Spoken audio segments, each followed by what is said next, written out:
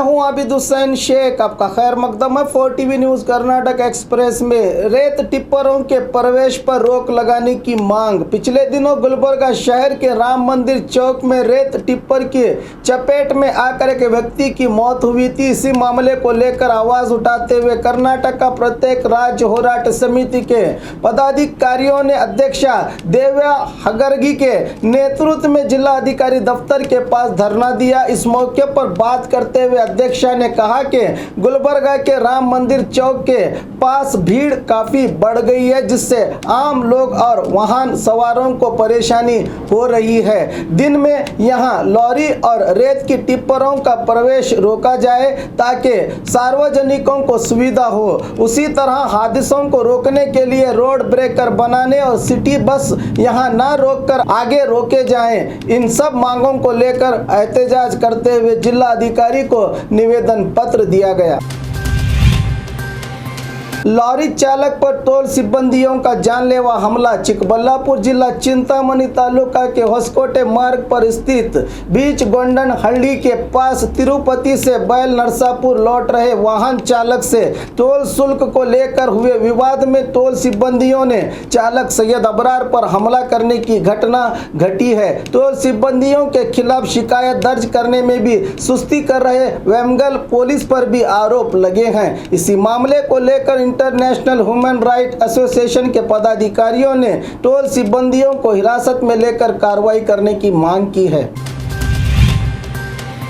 कांग्रेस विधायक रोशन bag SIT की हिरासत में। कल रात हुई कार्रवाई में एसआईटी अधिकारियों ने बेंगलुरु शिवाजी नगर कांग्रेस विधायक रोशन बेग को केंपेगौड़ा एयरपोर्ट से गिरफ्तार करने की खबर आई है। सीएम कुमार स्वामी ने इसी मामले को लेकर ट्वीट किया है कि येडियुरप्पा के पीए ऑपरेशन कमल के जिम्मेदार संतोष रोशन बेग को मुंबई ले जा रहे थे।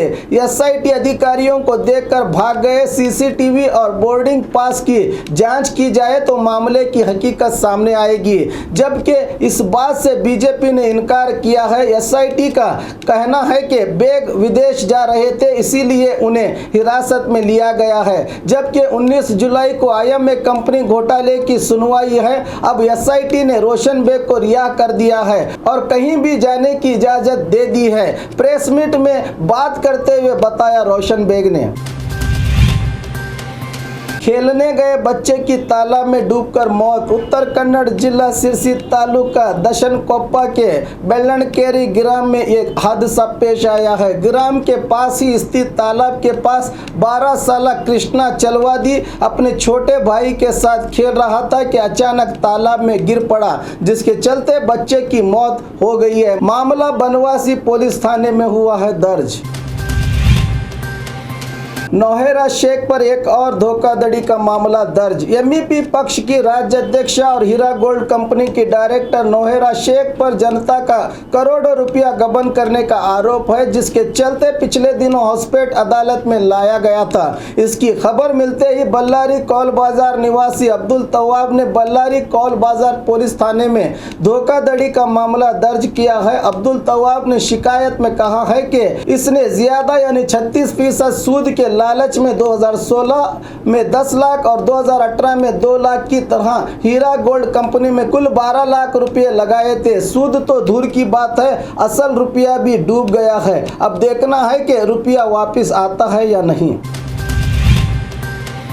सियासी पक्षों पर किसानों का आक्रोश थूक अभियान।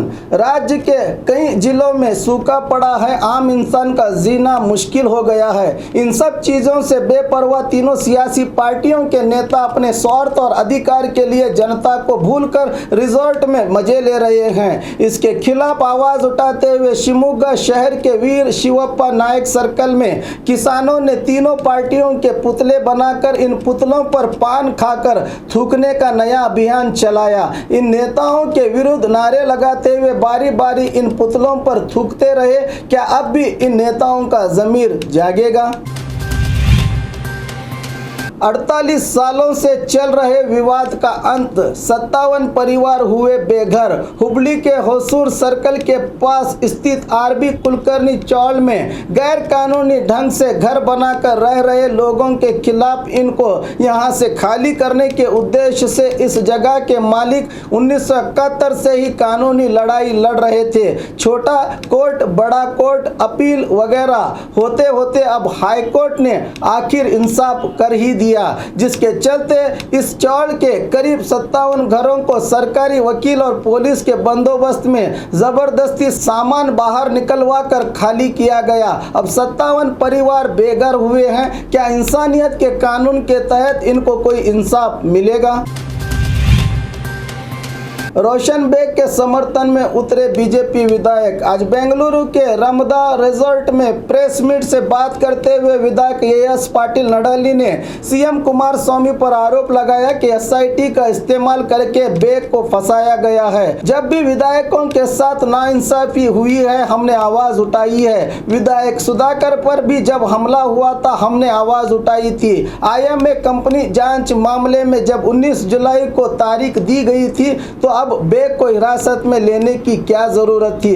बेग को बचाने के लिए स्पीकर को आगे आना चाहिए था। सीएम अपना अधिकार बचाने के लिए गैर कानूनी तौर पर विधायक बेग को फंसा रहे हैं, कहा विधायक रेणुकाचार्य ने भी। 13 केएएस अधिकारियों का तबादला, फिर से हर्षा शेट्टी बीजापुर पालिका कमिश्नर।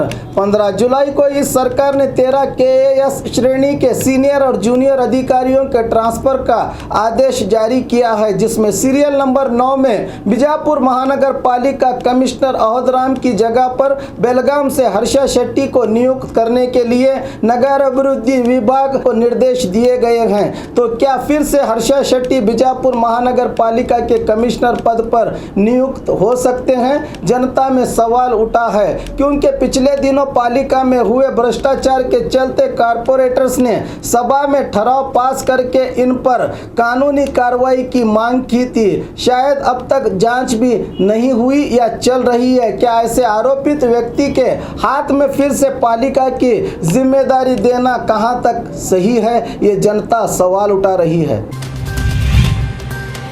पीडीओ को सस्पेंड करने का आदेश वापस लेने का आग्रह। बेलगाम के हिंदलगा ग्राम पंचायत पीडीओ को मराठी भाषा में व्यवहार करने पर जिला अधिकारी ने पिछले दिनों सस्पेंड किया था। अब हिंदलगा ग्रामस्थों ने जिला अधिकारी से मिलकर इस आदेश को वापस लेने की मांग की है। हिंदलगा निवेदी गंगाधर देसाई ने बताया कि ग्राम में सब हिंदू मराठी भाईचारे से रह रहे हैं। जिला अधिकारी के फैसले से ग्राम में हिंदू और मराठी भाषकों के बीच तनाव पैदा हो सकता है, इसलिए जिला अधिकारी से सस्पेंड आदेश वापस लेने की मांग की।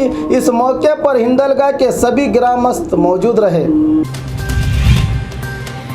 सियासी अस्थिरता के बीच भी पुलिस विभाग को खुशखबरी। राज्य में चल रहे सियासी अस्थिरता के बीच भी सीएम कुमारस्वामी ने महत्वपूर्ण औरादकर समिति की रिपोर्ट, जो पुलिस विभाग के हित में वेतन बढ़ोतरी सहित पुलिस अधिकारियों की सुविधा का प्रस्ताव था, इसको मंजूरी दी है। अब सरकार रहे या न रहे, सीएम ने इस रिपोर्ट को मंजूर करके पुलिस विभाग के लिए बड़ी सौगात दी है।